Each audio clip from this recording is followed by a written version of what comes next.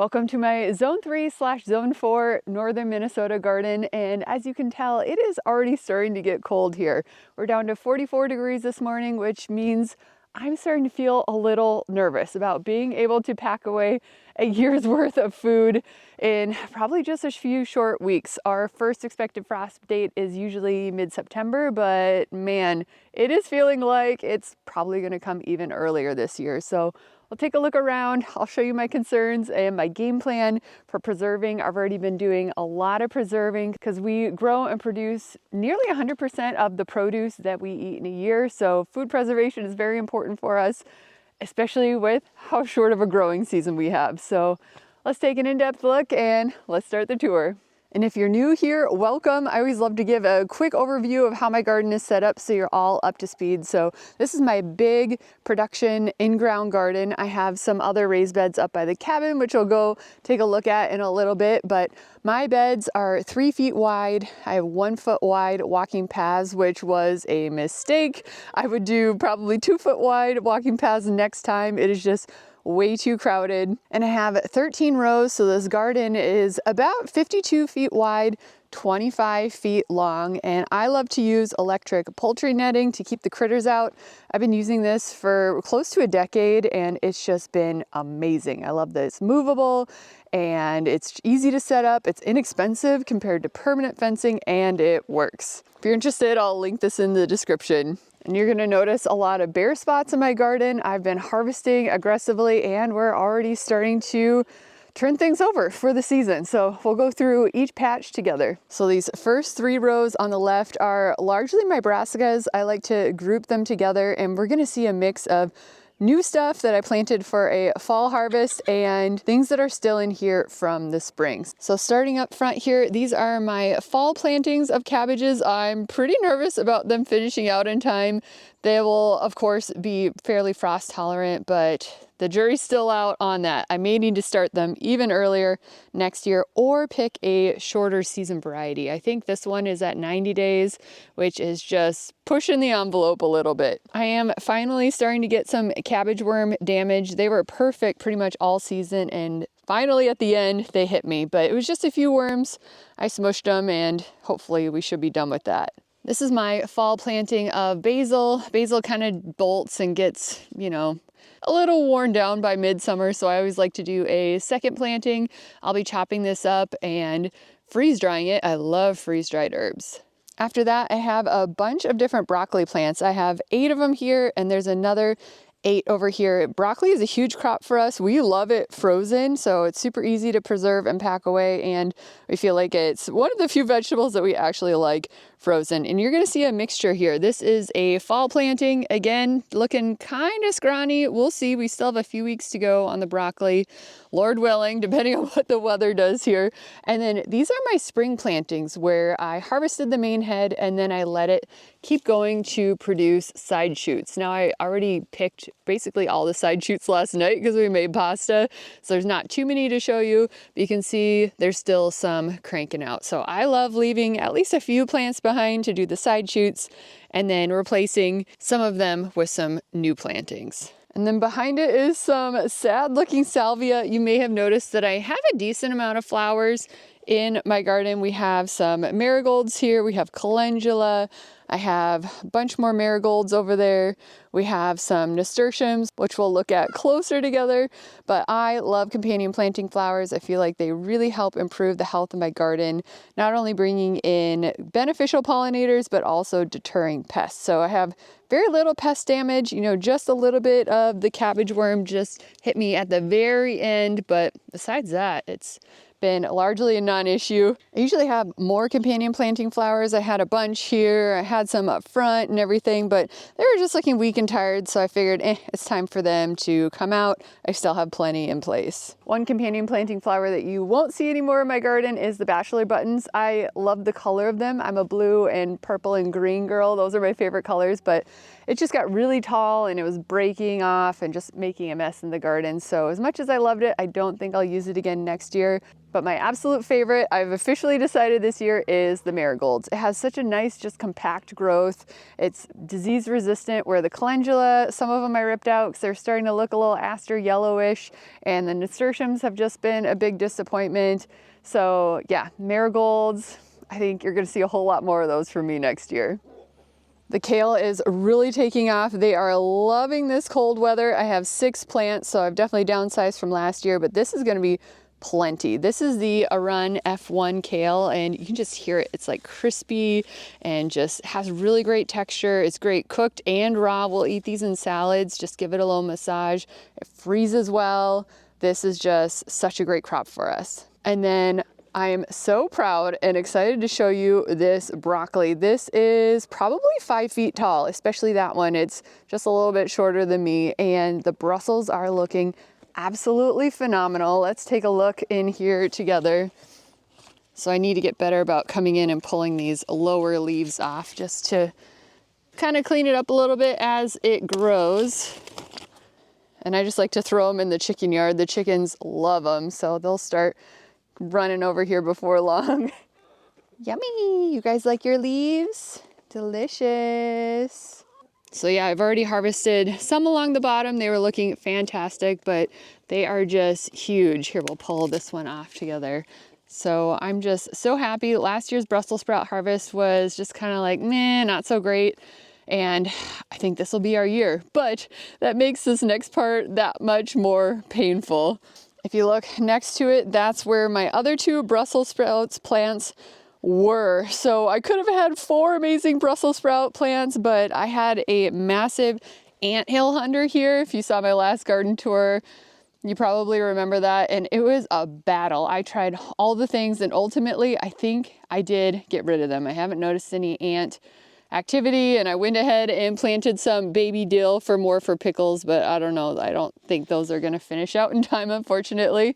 But I just got those little taro ant things, and I just had to triple my efforts and put a bunch of them out, and eventually I got to them because I was at a point where I was getting ready to just dig this whole section out. It was so bad. So yeah, so sad to lose those couple Brussels sprout plants, but at least these guys are looking fantastic. Otherwise, same story here. I mean, you can see this calendula is looking just a little bit sad. It's probably time to pull this one out as well. I could, let these seed heads develop and save the seeds, but I'm seeing little blooms like this, which is showing signs of aster yellows.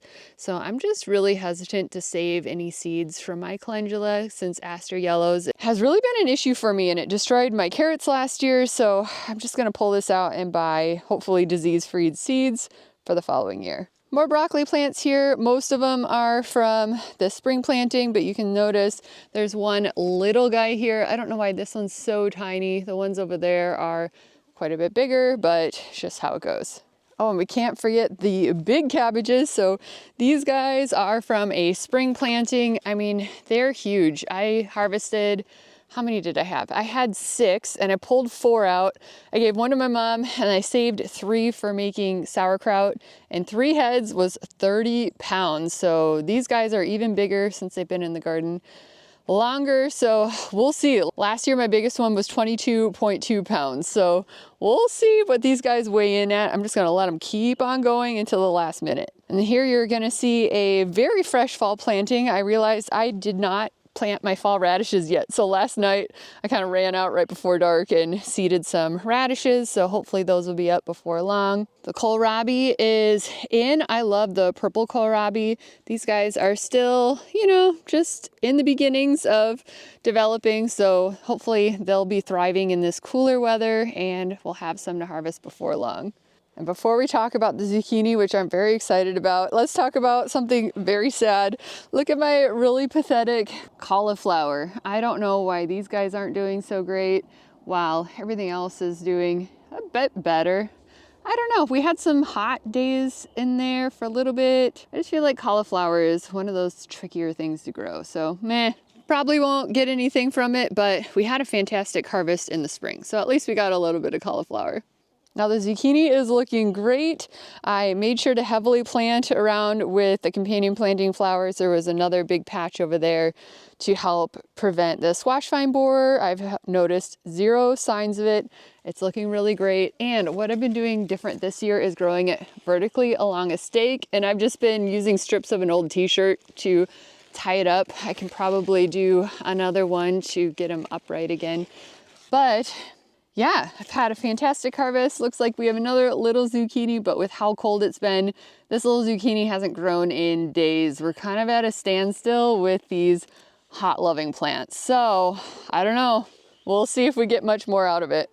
Next up is a section that I am pretty darn worried about, but I'll let you know my game plan for hopefully saving the day here. First of all, we have the nasturtiums, which are finally blooming. All summer it's just been leaves, and even still there's not all that many blooms on here. I don't know, I'm kind of over the nasturtiums. They're just huge, and I don't feel like they're really serving my garden as well as the wonderful marigolds. It's covered in blooms all season long, and this is 2 of them actually, so they're just a little bit more compact.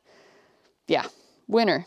So I'm itching to get to the tomatoes, but let's talk about these guys real quick. First up are my eggplants. This has been an experimental plant because they love heat, and in northern Minnesota, we just don't get much heat. But I just noticed that there is a little bit of something on there. I don't know if the other plant has anything or not. I have not harvested anything from it.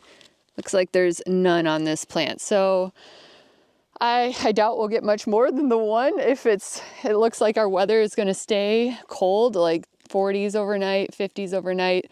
Definitely not getting over the 70s in the day. So I don't know if these guys are really going to thrive. I'm ready to give up on eggplant. We don't enjoy eating it that much anyways. It's just kind of just something to grow. So I don't know. I'm kind of over that. The celery has been a mixed bag. You can see I already harvested the first row there a couple of days ago, and I was so excited. The first row was even fuller than the back row, probably because they had more light. This side is the south side, and they looked amazing. I harvested them. I was all ready to freeze dry them, and then they were all like hollow and woody in the middle. So I'm fairly new to growing celery. This is just year 2 for me. My guess is that I probably waited too long to harvest. If you guys know, let me know. I need to harvest these guys and see if kind of the same story is there, but so sad. We love celery, and freeze drying it is just awesome to use it for soups and everything all winter. So fingers crossed these guys will be okay. And then my goodness, we are loaded with tomatoes. I mean, absolutely loaded, but they are all green. You can see over there too, lots of green tomatoes. Lots of green tomatoes, and we are just barely starting to ripen down here, and I'm starting to get nervous. We highly depend on our tomato crop so that we can pack away all the tomato things for all year. I do a lot of pasta sauce, pizza sauce, salsa, diced tomatoes, that kind of a thing. And man, if these don't start ripening soon, I'm going to be in a world of hurt. And it's interesting. I've been hearing from a lot of other Minnesota gardeners, just people in the Midwest in general, that they've had very late tomato ripening as well. So it's probably weather related, but now that the weather's turned cold, I'm starting to get extra nervous. But now that we're getting to the end of the season, I'm going to be doing something this week that should help them ripen, and that's topping my tomato plants. So I'll be going up to the leaders here and identifying where the fruit ends, so down there, and just kind of chopping at the top. And while, yes, there we go, like little flowers on here, things that would eventually become a tomato, there's no way that this is going to be a fully ripe, ready tomato before it freezes. So it's best to just top the tomato plant, and so then that will tell it to focus on ripening what it has left rather than putting its energy in producing new tomatoes. And I actually wrote a whole blog post on that, so if you'd like a nice tutorial that'll walk you through how to top your tomato plants, I will link that in the description. And yes, I know you can, harvest them when they're green and let them ripen in the house, but nothing beats a vine ripened tomato. There's better nutritional quality. I feel like they taste a little sweeter. So fingers crossed. And as far as what variety this is, these are the Plum Regals. I absolutely love them. I have 10 of them. Those are my major paste tomato. As you can see, there is basically no blight on here. It's a very blight resistant tomato. And we've had a very wet year for the most part. It's been super humid. And just in the last week, we've gotten 3.5 inches of rain. And even still, these guys are holding strong. I also love their compact size. You can see I can get away with cages, which I greatly appreciate. It's just a lot simpler for me. I already own the cages. I can just throw them up super quick. I don't have to do this whole trellising system. And yeah, so far so good. It's been working for me. At the end, I have a few other kinds of tomatoes. And this one here is quickly becoming a favorite. This is called the Mountain Sunrise, and it's these wonderful orange looking tomatoes. Let's see if we can find any other ones that are a little deeper in color. There we go. They're just not only beautiful, I love the orange color, but they're so sweet. I'm just finding myself picking these and just eating it like an apple right in the garden. So loving this. This is actually a variety that just got developed by the same seed developer that made the Plum Regals, which I love so much. And he reached out to me that he had this new variety to try and sent me some seeds. So if you're watching this, thank you so much for the seeds. I've been really enjoying the Mountain Sunrise tomato. And then he also sent me some seeds for another new variety called Mountain Sunrise. And this is like a larger, I guess, a grape tomato. I just harvested a bunch, so there's not quite as many ripe ones on here, but that one's been really fun. But I will say that this is still my tried and true of the little cherry tomatoes. I think there's some ripe ones on the other side. This is the Mountain Vineyard F1, and it is just so prolific. You can see there's just so many tomatoes on here. We have a couple red ones down there, and they're just really sweet. They resist cracking, which I appreciate with all of our rain that we have around here. Uh-oh, we lost a little tomato. We'll see if the chickens will want it. There you go. Yummy. And it's also fairly blight resistant, so I absolutely love that. Now it's an indeterminate, so you'll notice that it's getting a little sprawly, and I already have done a lot of topping to it, so this probably would benefit, you know, from some trellising. Same with these two here, but we're making it work. And then my last tomato variety is the pink bower tomato. You can kind of see that one there. It has this beautiful striping. This is just another great fresh eating tomato.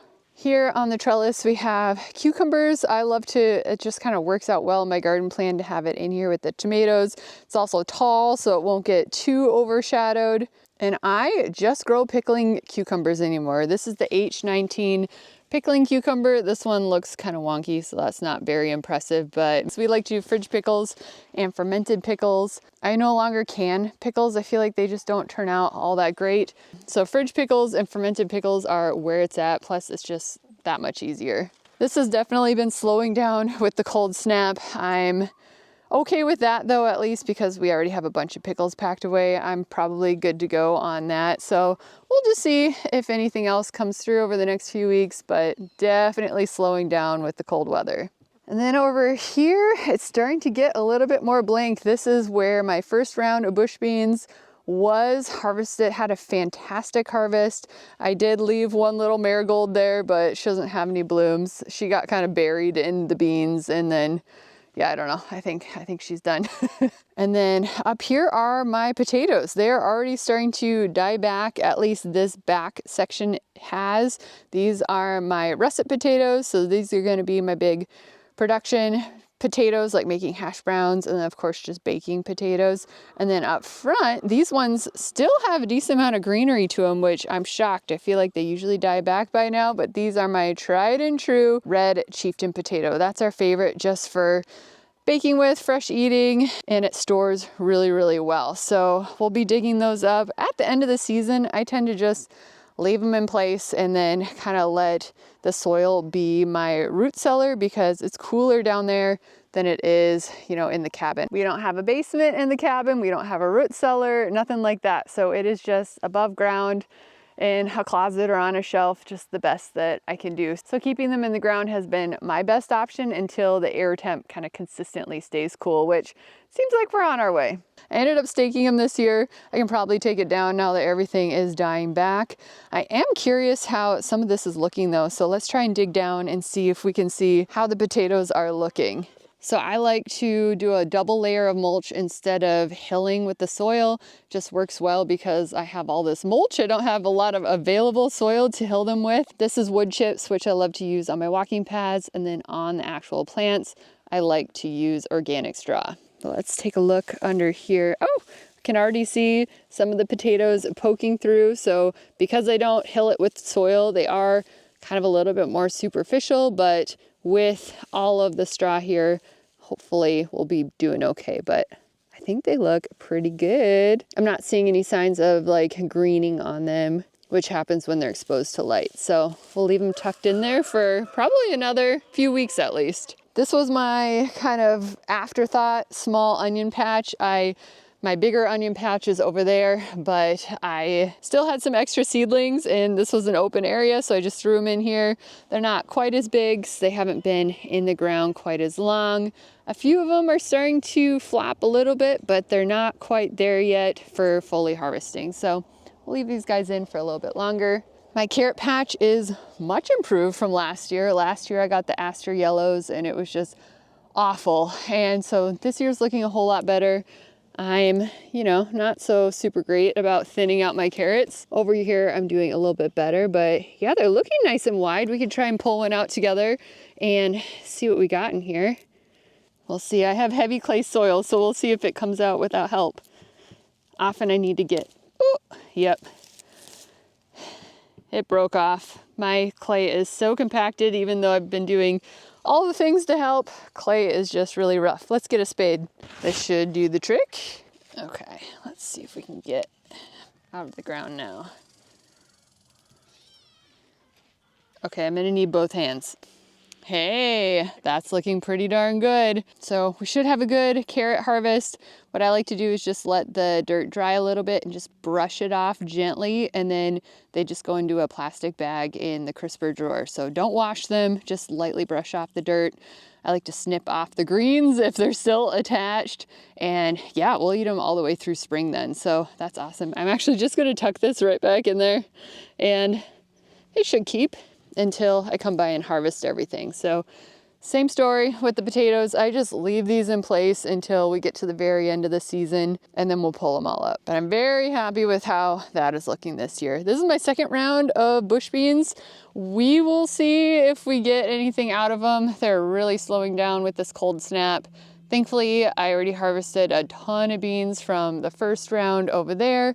These guys are where my garlic was, so that usually works for me for succession planting. When I harvest garlic, usually mid to late-ish July, then I'll plant these guys. But the garlic harvest was late, so these guys came in late, and then the fall is moving in very quickly, so we'll see what happens there.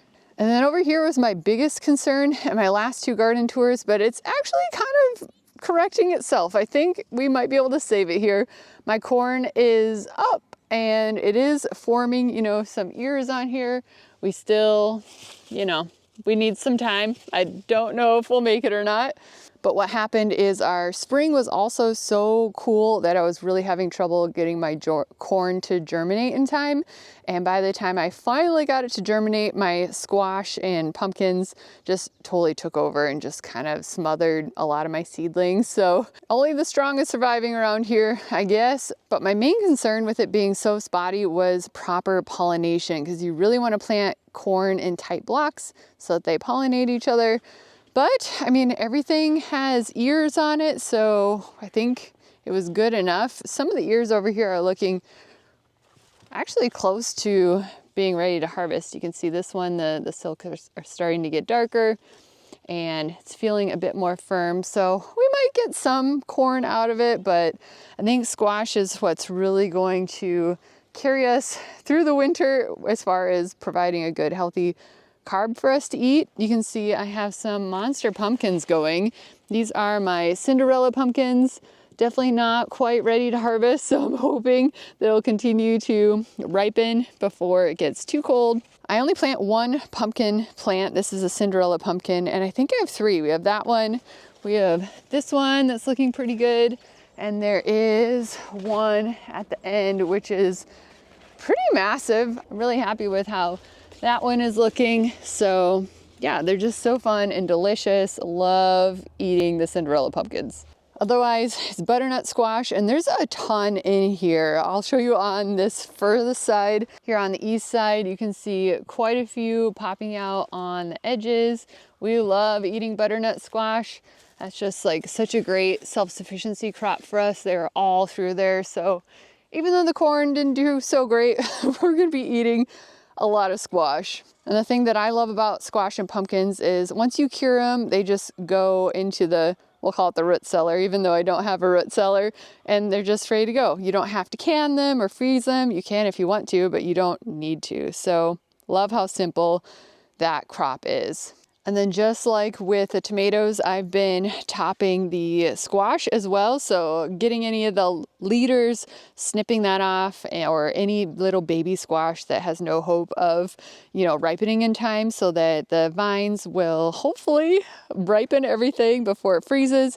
And it also helps just like contain the mess. I feel like the squash just runs wild, and it was starting to come over here and squash the beans. So over the weekend, I just totally did a big hack job. You can see I have a big old pile of stuff that I chopped off there, and I have another huge pile in the back. So if you live in a cold climate like I do and you haven't done that yet, feel free to just start hacking away. And then here is the remainder of my onions. This was packed full of onions, but they ended up tipping over and they were ready to harvest. I'll show you them all up by the cabin. They are curing now, except for there were a few that were still kind of upright. Their necks hadn't really bent yet, kind of like the other ones. So I thought I'd give them a little bit more time. And the shallots were at the end here. Those guys are long gone. They're actually ready to be braided. I will show you those also at the cabin. And over the past couple of years, I've been working hard to try and figure out this weed barrier situation.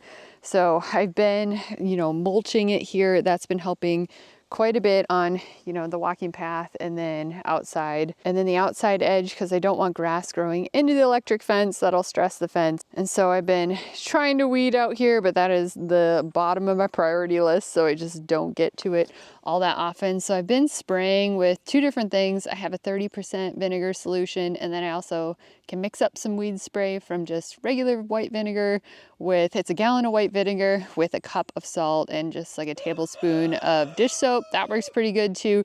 But something that I tried this year and it's really working out, I think I'm going to extend it to the other parts of my garden, is just adding a simple landscaping edge. Yes, it's plastic. I don't use plastic in my garden, but I figured out here it's not going to be that big of a deal. I'm okay with that. And look at how much better it is than over here. So I think I'm going to go ahead and, once I find some time, keep going with that along the other three edges.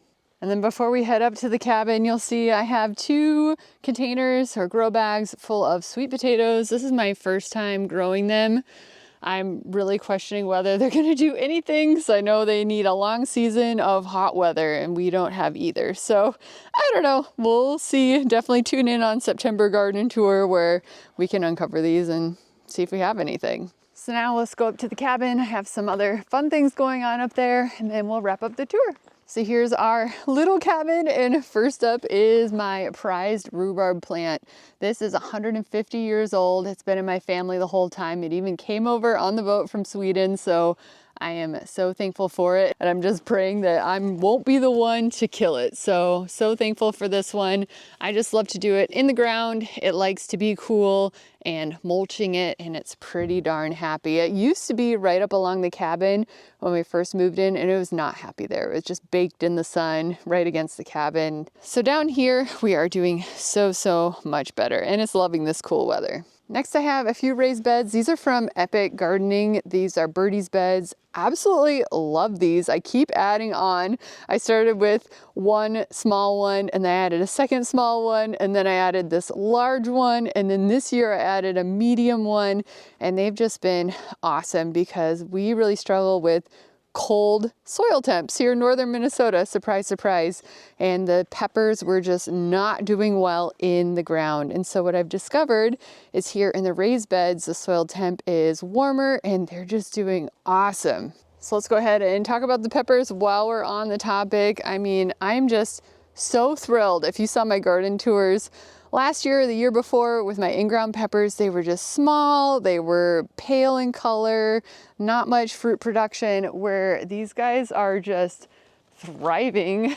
I've been so happy. I will probably forever grow peppers in a raised bed, at least for as long as I live in Minnesota. And I have all sorts of kinds in here. We have poblanos.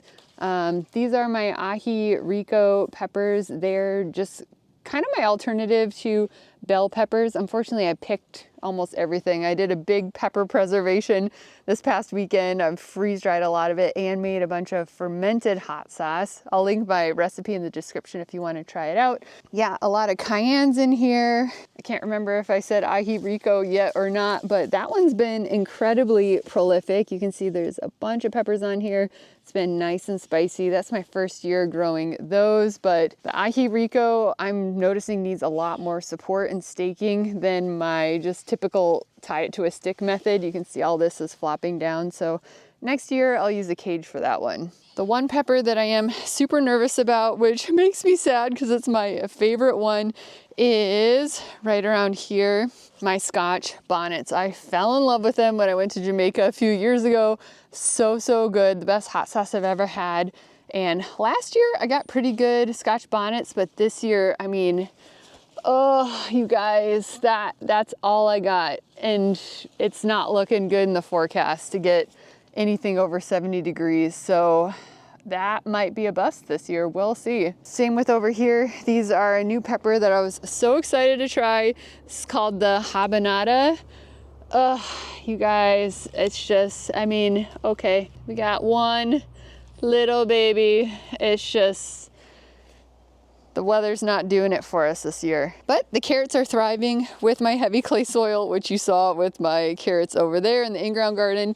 I thought, hey, let's try it in some more workable soil in a raised bed and see how the carrots do up here. So let's go ahead and pull one out and see how this goes.